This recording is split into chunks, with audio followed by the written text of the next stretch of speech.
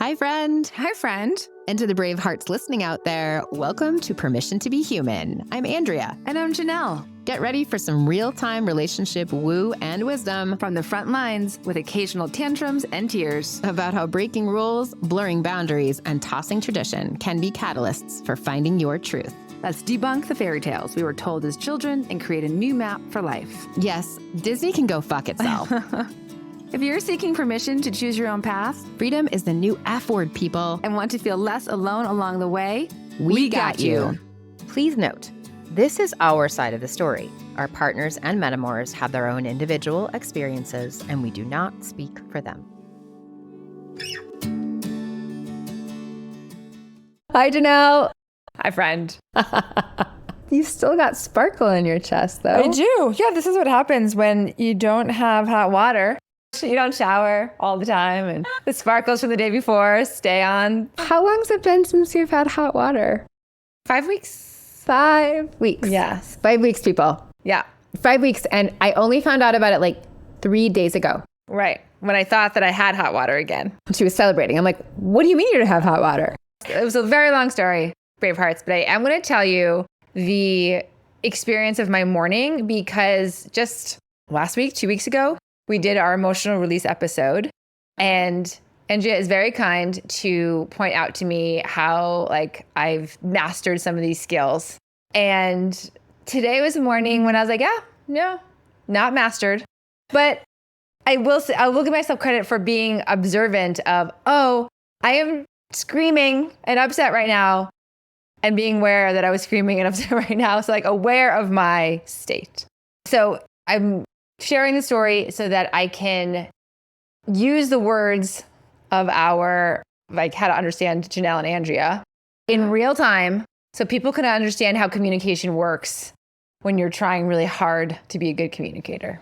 So our gas has been turned off at our duplex all summer because there was a fire and it was an issue.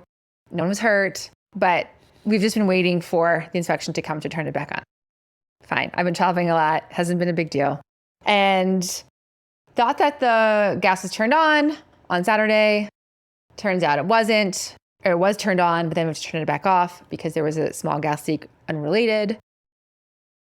As I've spoken to all of you about the fact that my ex-partner and I are navigating how our relationship looks, still untangling, we're still neighbors, we're still in a construction zone. So we're still having to cross paths, even though we're really trying to make our path crossing as easy as possible.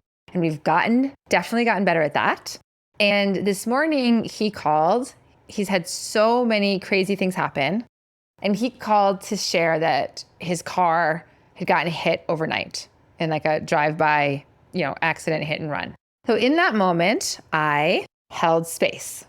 Ding, ding, ding, ding. Ding, ding, ding. Good phrase. Word number one. And it wasn't about me, right? And so I just really felt deep compassion for him and just was on the phone, hearing him, showing compassion, reflecting back. Well done, my friend. Thank you. And then an hour later, an inspector came to the house. I shared or didn't say the correct thing. And in talking to my partner a few minutes later, he got upset with me. So remember 5 minutes before, I had just passionately held space for him. In this moment, I felt myself as I was oh my gosh, I did something wrong.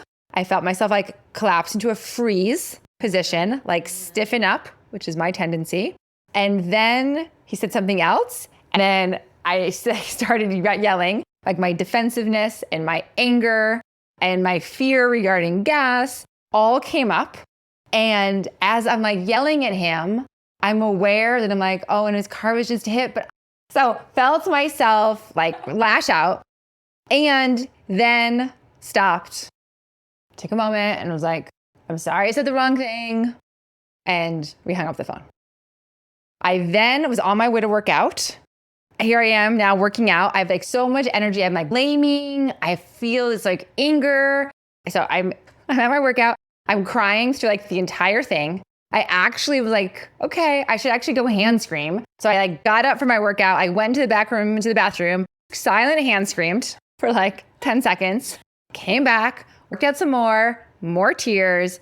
And by the end of the workout, and I was aware in all of this, I was like, oh, like this is useful. Like I'm just letting this energy go. And then I was able to like, as the energy was releasing, I was also aware that, I got up much earlier than I normally do. So I hadn't had a full night's sleep because of all this stuff happening at the house. I hadn't had my breakfast before I worked out. So I was actually hungry while I was working out. I only had my cacao. I had not had my water this morning. So I was like, oh, and right, you're not taking care of yourself. Also part of that's also impacting your reaction and in your inability to stay grounded when I was feeling defensive.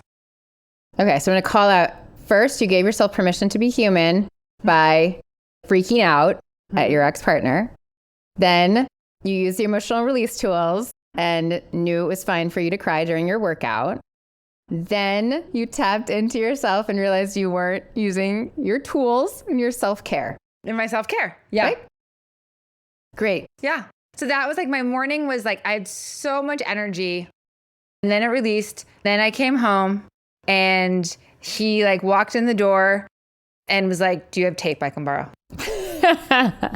The glory of mundanity, right? Yeah. I was like, what kind? Scotch. Okay. And then that was it. So I just wanted to share what all those words that we're talking about, what it looks like in real life when you're trying to use them. And what I'm hearing in my reflection, you're embodying the mission of our podcast. You're giving people permission to be human. You're using your tools and you're forgiving yourself for freaking out because we all do it. I'm so proud of you, my friend. Thank you. When I got here, you were like, oh my God, I got a story for you. But I think I should share with the brave parts. So yeah. Okay. Thanks for listening.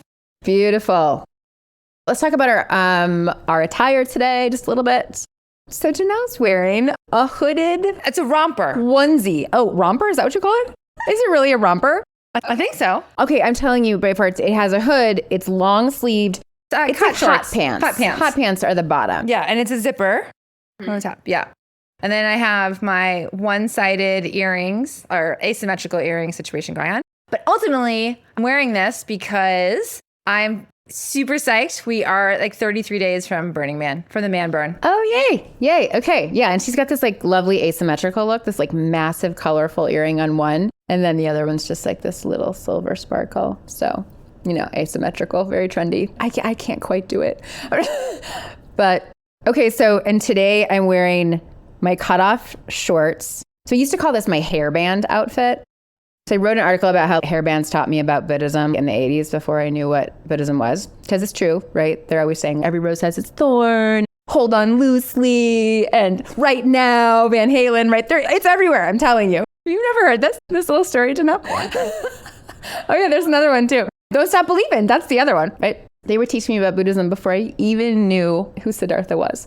So this is my hairband outfit. I've got cutoff jean shirts on with my little brown belts and my Red Hot Chili Peppers shirt that is ripped across the top and then ripped on the sides. And then the back, it has all those like holes, like those slashes, like shredded. It's shredded like 5 or 6 times. And I like love wearing it so much.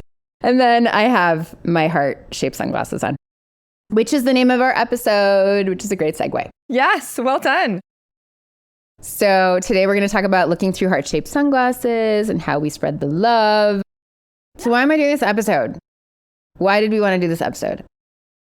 One, I think we just wanted to do something a little bit lighter and fun. Good point. That was true. And so growing up, my mom always had, in this spare bedroom, she had this drawer full of gifts, right? Really that she liked to shop a lot, but she always had a gift ready for people. And she was really good at thank you cards and taught me to be the same. And then when we were backpacking through the Middle East and North Africa, I remember thinking, okay, we're going to be relying on the kindness of others as we're traveling. I need to bring something with me.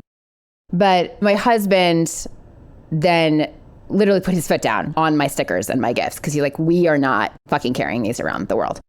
And so I was like, this totally sent me into a panic. I was like, but I have to thank people when we leave places. We were couch surfing all the time. And then I realized the lovely little metaphorical lesson about how my presence was going to have to be my present. And I was like, okay, I get it, world. I'm not going to have any gifts. So back home at the US, I don't shop as much anymore, and I don't have a drawer full of gifts. And so I want people to feel seen and heard, though. I want to spread joy, and I want to spontaneously surprise people with little bits of joy. And that's what I'm trying to do. As I think your mom and my mom both embodied, the Maya Angelou quote, people will forget what you do, they'll forget what you say, but they won't forget how you made them feel. So that's what we're trying to do. And I would say my mom too had the drawer full of cards. I actually love cards. I have kept every card that anyone has ever given me in my entire life. They're still in storage. I love you. This is why we are friends, because I don't know what I've thrown away either. Yeah. I mean, I'm not a hoarder at all. I mean, this is what's really interesting is that I've thrown away pretty much everything else in my life except these cards, which I go through like once every like 15 years. And I have a stack of cards like ready to go. Like I love a good card. Me too. Oh, I love a good card. That is such a great phrase. Yes. I love a good card. That's awesome. Okay, that is so good to know. I would not have known that about you. Yeah. All right. I'm going to almost evolve into card snobbiness. Okay, so like my favorite card shop Yeah, what's in your favorite Denver card shop? is Word Shop, and it's over in Highlands, and it's owned by this fabulous woman, super stylish, really quirky, beautiful, tasteful. Nice. Yeah, Designs. I love it. Yeah. And probably my favorite card shop is 5 Grain Boxes, partly because it's 3 blocks from my house, but there's a lot of great stuff there. So, all right. So, do you want to talk about your bottles of joy? Yes. Well, because I think what we're doing right now is we're going to talk about how we each individually, I think you more than me, but spread joy in the world. Your presence is your joy, Janelle, okay? I do not have your presence. I am bubbling joy. You are all the time. Yes, yeah. But yes, tell us about your structured acts. Burning Man is one of the ways that I've learned how to do this. Like, I'm not a crafter, but there is this principle at Burning Man called gifting, where the expectation is that you're showing up at the burn. This is not a bartering system, which a lot of people who've never been to Burning Man get confused by. It's not that you give something to someone and then you expect something in return. The idea is, in fact, you don't expect anything in return. You just have a gift to give them because it made your day. You loved their outfit. They said something funny. They gave you a hug. Like whatever it is, you watched the sunrise with them. It doesn't matter. But it was like, oh, here's a shared moment. And you have something to give to them to honor that moment. That's one of the principles of Burning Man.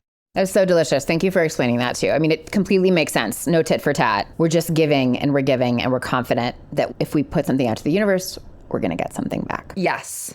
Okay. But there is a bartering system also. No, there's not. There's no barter at all. Okay. in Burning Man. This was misleading to me.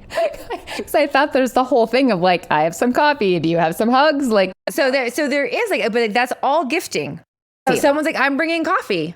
Yeah, Okay. Great. I'll have coffee, but it's again, not in return. And so every year for the past couple of years, I've made a necklace. And this year, my necklace is going to be these mini, like 15 milliliters, like very, very tiny, like half an inch jars with a cork stopper and a necklace loop. And I've got bright yellow nylon or satin string. And I'm filling these little jars with what, you might ask? I'm actually filling them with joy. and how are you doing that? It's a great question. I have, those like neon colored Post-it note stacks. Yeah. I am cutting them up into little 1/2-inch slivers of paper and writing the word joy on them. Whoa. I did not know that part of it. Yes. Then what happens is I have this moment and I come into contact with someone that I'm like, oh my gosh, hi, we just had this great, like, I want to share this or remember this exchange. That I'll give them a necklace. And this way they will always have joy, basically joy in their pocket when they need it. I love it. And they can either choose to open it or not. They just know that they have it. It really is so beautiful. And I can see some people being like, seriously? Well, so I did do this. And this idea came to me from an Easter egg hunt this year. Oh, really? Yes. Why were you at an Easter egg hunt? It was an adult Easter egg hunt. An adult Easter egg? I've never even heard of such a thing. Go on. This is like Burning Man friends. Like, this is something that can happen. I mean, it was my first time. But so I needed to come up with a small gift, like meaning like it's going to these eggs. And this is how I came up with the idea. So just the jar, it wasn't the necklace. But I like hand gave the gift, the little jar, to my friend. And I was like, here's your bottle of joy. And he was like, oh, is it MDMA? Oh my God. And I'm like, no, actually, that's joy. Oh my God, that's such a great story. Like he thinks you're giving him a drug. And you're like, no, high on nope, life. High on life. Oh, I love that story. I'm going to be repeating that story. That is a good one. Okay, what about you? Let's see. So let's talk about my You Are Beautiful stickers because they are related to Burning Man. They are. So I was at my father-in-law's funeral, actually, when my friend Cynthia gave out some of these stickers. They're small, square, silver stickers that say, You Are Beautiful. I'd never seen them before. She gave them to my sister-in-law, and then my sister-in-law gave one to me. At the time, I didn't know where they came from. She just handed it to me, and I was like, oh, thanks, that's cool. I put it on my phone and went about my merry way. And then I was like, oh, I love this idea of giving these stickers out. And so I get on Amazon and I order them, and it's very easy. And so I just ordered them, and I was like, I think I'm going to give these to my friends, So I started doing that. And then Cynthia and I had coffee, and we had never had coffee before, this girl. And at the end of the coffee, I started to give her one, and she started to give me one. And I was like, we were like, what? And I was like, she's like, I'm the one that gave them to your sister-in-law at the funeral. And I was like, what? It was such a great moment of serendipity. Oh my gosh, I did not know that. I know, right? So crazy. So You Are Beautiful stickers became my thing. So I gave them to my friends and family whenever I saw someone. Sometimes now I will leave them with the tip if I thought the waitress was amazing, or I'll give them to someone who I feel like, I don't know, just needs a lift, even a stranger, someone who I've bonded with spontaneously, maybe not a friend or a family, or someone I'll never see again. I'll say though, so are you going to talk about why they're related to Burning Man? Oh no, I have no idea. All I know is that Cynthia got them. She said they were a Burning Man thing. So why don't you fill us in on that part? I don't know the origin story of the You Are Beautiful stickers from Burning Man, but I know that on my very first Burning Man, someone gave me that sticker and I was like, oh my gosh, I thought it was so ingenious and so incredible. I don't know the origin. I just know that they're associated, that someone came up with it back then. Okay. So the other little bit about this sticker, though, what I've started doing now is that my daughter and I take this road trip every summer to go see my parents in the Midwest. And we're driving along 80. It's a very simple trip, just like 1,000 miles, one left turn. And so we're always in these. What are you laughing about? Yeah, well, that from road trip sounds amazing. 1,000 miles, one left turn. It's a line from a country song. So totally. The song is called Baby Girl. But it's true. It is 1,000 miles and one left turn. So we are always going into these really sometimes shitty, sometimes nice gas stations. And Scarlett and I now have a whole rating system about the bathrooms. As soon as we come out, she's like, what do you think? Because they really vary, right? I mean, we're stopping in these shitholes sometimes. And I was like, I got the idea. I was like, I'm going to start sticking this You Are Beautiful sticker on the mirrors in these gas stations.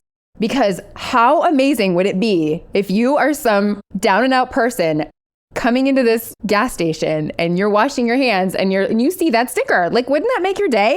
And so I'm basically spreading love. Don't tell anyone I'm vandalizing gas station mirrors with this sticker across the Midwest. And yeah, it makes me so happy. I'm just like someone, and I don't even get to see the joy, but I know that it's going to be helping people. Right. So that's my sticker story. Oh my God, I love it. Let's see. All right, I can talk about the glitter. Yeah, again. Let's talk about the glitter. Just briefly, like one of the things that I love to do when people come into my home is, and kudos to Sophie Howell for actually, she was the one who initiated this idea, was like this, what we need a ritual when they come into the goddess temple was I have a couple of different jars of glitter and I just ask them when they come in, I say, okay, like close your eyes, put this little jar of glitter to your heart and take a breath and feel into your body of where do you need some glitter. And I'm standing there watching them do this. And then so I love the expression of when I ask the question, people are always just, like, can be very surprised. And so they initially smile, even if their eyes are still closed. Some people know right away where they're going to put the glitter. Others take longer to contemplate it. And then at the end of it, I give them a huge hug. And it just feels like a really welcoming, intentional moment. Appreciate it. Yeah, I love it. And I put it on almost every time I come in. I have some on my arm right now, and you have some on your chest. Yay. So we have to talk about the postcards. Postcards are so good. Yeah, these have served such a purpose in my life in so many different ways. The origin of the postcards is a guy I met in the Peace Corps. Amazing, smart, thoughtful guy, good friend of my husband and mine. He sent us his postcard one day, I don't know, maybe 5-6 years ago. And it's purple, it's square, and it says in big block letters, "You are unconditionally loved." And I was like, oh, that's so beautiful. Like, who doesn't want to hear that? And so I was like, hey, I love this idea. What are you doing? Where does this come from? And it turns out he has 4 more iterations of this. There's one that says, "You are already enough." And there's one that says, "Be." And there's one that says, "I prayed for you today." Just another little tangent. And when I spoke to him about these cards, and let me just tell you, he was on Wall Street for a while, like finance guy all the way, not some kind of soft, sentimental guy, like not what you would expect. But he was in the Peace Corps. And he explained that he just, he really wanted to start a movement with this and surprise people and do it anonymously, so he doesn't sign his name. So I was very inspired by this, loved the idea. I said, hey, I want a bunch of those postcards. And he's like, no problem, I'm going to ship them off to you today. So I get them in the mail, and I just start using them all the time. I sent them out to maybe 50 to 75 people I knew in this first couple years. And, some people I feel like probably never got them because postcards get lost in the mail, or just they get wrapped up in other stuff. And then people are like, oh, what is this? It's crap. Some people called me. Some people texted me. I loved it when I got mine. I was so unexpected. And I was like, what is this? Yeah, it's so beautiful. So now I put them in some of the books in my little free library. I will send them to clients sometimes when I feel like they need an extra boost, become part of my curriculum. And recently, said friend who started this experiment, who shall remain anonymous, explained to me that the most recent thing he's doing is this. He lives overlooking this park where there are a lot of homeless people and meth addicts. And he has started nailing them to the trees in this park. And he can watch from his window as these troubled people find these postcards and, take them in. And sometimes they take them down, sometimes they leave them up. But just you're just impacting so many people in a really simple way. That's the postcard story. I love it. I love it. So in this way, you maybe have heard us say a couple of times that if you do something like take a video of yourself dancing in public and send it to us, that you might get a postcard. That's what we're talking about. Just saying. Yeah. You probably want to dance in public pretty soon. Just saying. I just love, feeling like the kindness of the world. Like one of the things that you and I have bonded over as huge travelers as we are, that there is kindness everywhere, in every country, in every culture. So the natural state of humans is kindness. And I have just received that in so many places. And Bravehearts, I know as you're listening, some of you are probably inspired or just giddy at the ideas of what we're sharing. And I invite you to share with us. Email us at bebrave@permissiontobehuman.live. Call us, leave a voicemail, but share how you're spreading kindness in the world, because I could read all of them and have a whole other episode of how you guys are doing it and feel like we're doing good in the world. Yay. I love it. I love it. Good idea. So there's a few more things, Andrea, that I want you to talk about. One is I'd love for you to talk about your little free library. Oh, yeah. Yeah, for sure. Well, this is a nationwide movement now, and lots of people know about it. But when I found out that there was an idea to give books away for free and get them spontaneously in front of people's houses, I was so excited. And I'm not very crafty and I'm not very woodworky. And I was like, how am I going to make this little free library? I'm going to have my husband help me. And I just got this idea of using an old camping oven to use as a little free library. And so then I was like on the search for a camping oven, right? So I looked at Craigslist and eBay, couldn't find one. Went to this little antique shop in my hometown and mentioned it to the gal there. And she's like, you know what? I just happen to have one in the back. She's like, I'll just give it to you. It was beautiful. It was like so much great karma there. So I took this camping oven and painted it, put a quote on one side and painted flowers on the other. One side says, I have always imagined heaven as a kind of library, which is one of my favorite quotes. Who's it by? Rap, who's it by? It's like, why can't I know this? It's in front of my house. It's okay. Oh my gosh, I forget. Permission to be human. Okay, thank you. Oh my God, so good. It's like Jorge Luis something. So made this little free library, and then we added some detail, and I'll take a picture of it and put it on Instagram. My husband helped me make a wood stand for it, and I sent in and got the registration and put the little sign on it. So in the beginning, I would stick in things into the books, right? I would put a postcard here and there or a sticker. And then I actually had printed these little stickers that said Andrea's Little Free Library, Denver, Colorado. Some of them had my neighborhood on it. And then I put Scarlett's name on the kid books. So I got really into it and it became a personal thing. And I remember in the beginning though, likening it to 80s channel surfing. So here's the comparison. Now, when you sit down to watch TV, which I don't do that much anymore, but you're intentional. You're like, I'm going to watch Game of Thrones. I'm going to watch Handmaid's Tale. And so you kind of know where you're looking through, but you can choose, obviously. In the 80s, when I was channel surfing, I was just going through, just like going through my channels. And then all of a sudden I'd be like, 16 Candles. Oh my gosh, I totally have to watch this. Or it's in the middle of Shawshank Redemption. Or I'm catching the greatest part of Ferris Bueller. And it was like this spontaneous joy for 15 minutes. And it's less intentional, but more surprising and delighting. And this is what a little free library is. You just are walking your dog in Denver and you see a little free library and you open the door and you're like, what am I going to find? And then you happen to find like your favorite book of all time. So this is what brings me joy. And when my husband and I were traveling, I would find the greatest books in the hostels and the greatest books in these little Airbnb hotels. And I would just always, I'm like, this was clearly placed here for me by the universe to find right now because it's exactly what I need. So I'm hoping that I'm giving that thrill to other people. Well, what I also love, because I've done this with you, is neighborhood has several of these little free libraries. Yeah, for sure. And so when you and I we were walking at one point for a couple of times, you'd be like, okay, I've got my route. And we did this beeline and we hit all the different, I just got to check what's in there. I don't remember that. I remember it because I was like, okay, so now I know where all the little free libraries are, and you were just checking to see if there was anything worth bringing home or swapping out. I really try to curate it and only put good stuff in there, but sometimes some crap sneaks in there with it. And it becomes basically a place where you can also put, my daughter gets rid of trinkets, and I'm just like, okay, stickers, little figurines, I'll just put those in there for kids. So it's just a nice way to give in the neighborhood. Yeah, beautiful. Okay, well, we've got another story here. I think I'm really intrigued by, because your titles are always so good. So LabCorp, for anyone who doesn't know, is where I know it as where I go to give blood. I have to get lab work done, right? So it's not a happy place, my mind. Right, that's good. Yeah, LabCorp. Yeah, that's probably true. Yeah, so what this is LabCorp love is what you got for us today. Right, so this is about spontaneous kindness. Just when you least expect it. It's about strangers. And I always say I like a nice stranger because I like talking to strangers. They have the best candy anyway. So picture this. I was fighting with my boyfriend.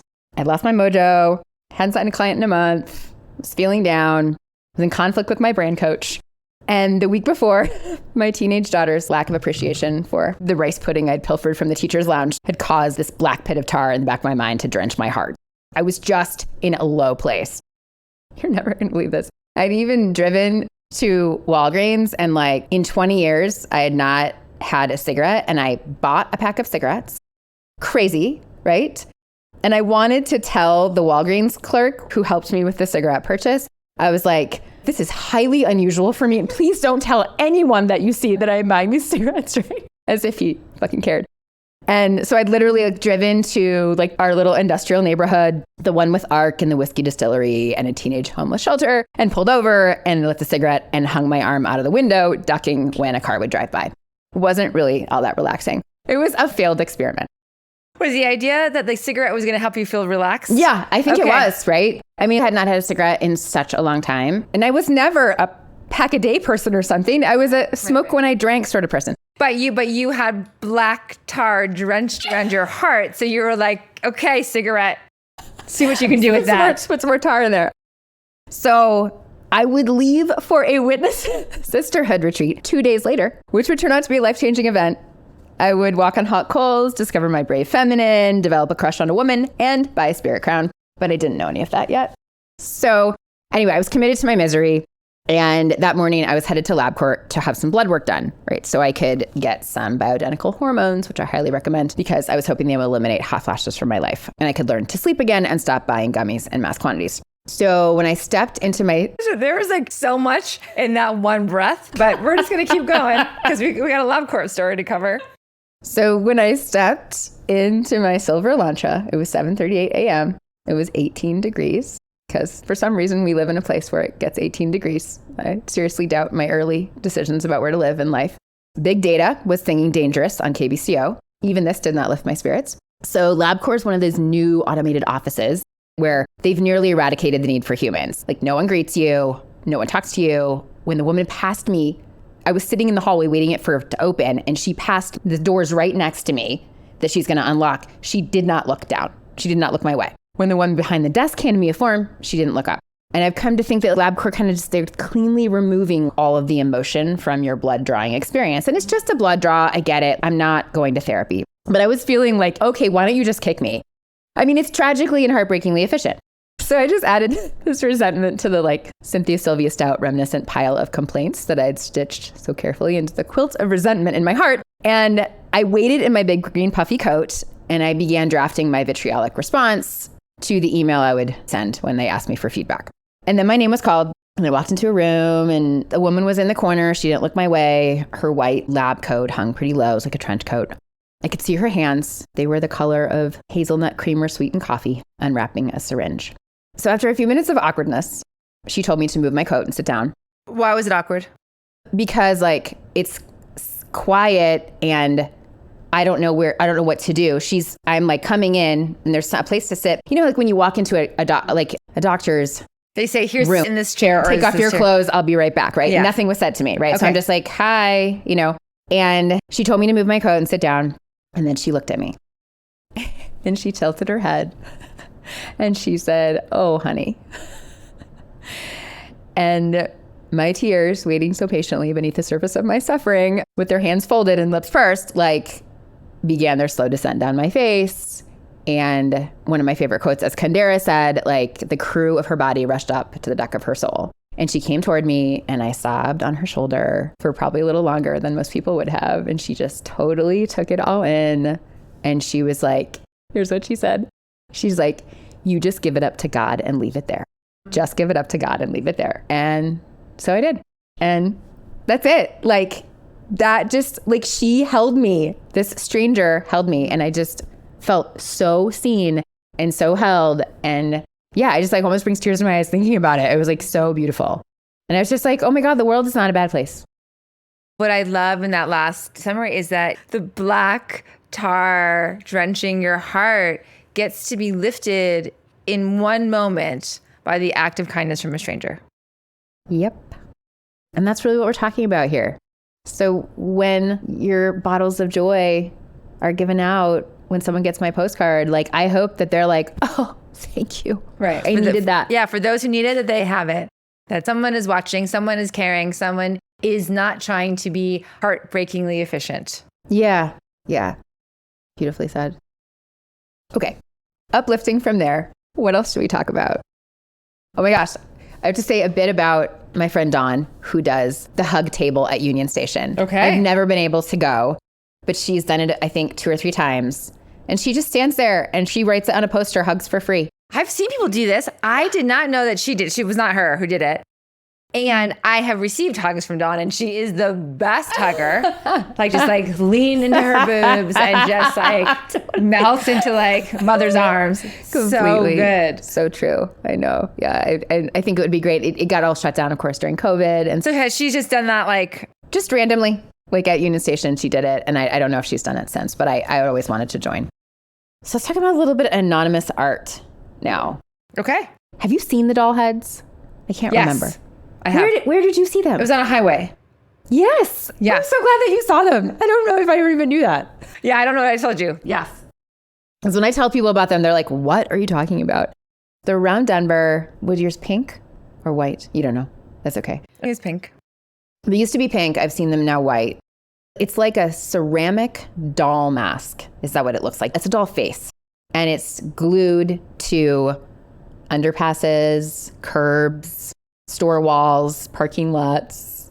It's just so random. And I have no idea who does it. And I have researched it and I've asked questions and I've looked it up and I can't find anything on it. So whoever is pasting these doll heads all around Denver, I love you. And I'm so grateful for you. We'll put a picture on Instagram as well, so you can see those. Exactly. Love that random anonymous art. Of that, okay, so I'll tell you my favorite when it's no longer here, especially, which is sad because it's on the street that I live on now. There was a tree on 17th Street in Denver, 17th in Washington.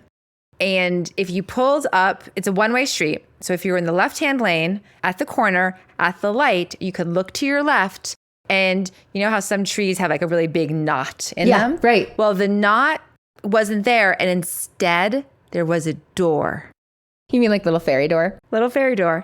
And years ago, it slowly, I think, got destroyed, sadly. But if you opened the door, music would play. Oh my gosh, that's awesome. I was going to say like, okay, fairy door, those are kind of popular now. Music would play? Yes. What are you talking about? I don't know if they had a little, like what they had in there. It didn't last forever, obviously. And then sadly, the door isn't even there anymore. I got out of my car. I parked and went to go check it out. And it just brought me so much joy. I was like, oh, someone just put a door in a tree. A music box in a tree. A music box in a tree. Yeah. I love it. Oh, so cool. So, I mean, I think these little things don't go unnoticed. That's the thing. It's like the heart on the stump. Remember? Which I have seen as well. Yeah, you said you saw it recently. Yeah. I mean, just this little stump of a tree that the top kind of looks like a heart. And so someone painted it red. In a way, it's sort of weird because it's like a few feet off the ground. And so most people would have actually just like cut the entire stump away. That's true, but she didn't. Right. I picture the woman doing it for some reason, but yeah. Right. Like, I don't know if the tree fell and this is where it stopped. So then they just, instead of getting rid of the rest of it, they, just made like the top piece into a heart. Yeah. Bright I love red. that. I pass it every day on my way home from the gym, or not every day, but every other day. And yeah, I totally brought her a postcard and put it on her porch. I'm like, thank you so much for this heart stomp. Like, you're amazing. I had to give the love back to her. It's like so cool. Yeah. So I hope you're listening. I don't know what your name is. I have no idea who you are, but but if you are listening and you're in Denver and you have a heart stump. Yeah. Thanks for your heart stump.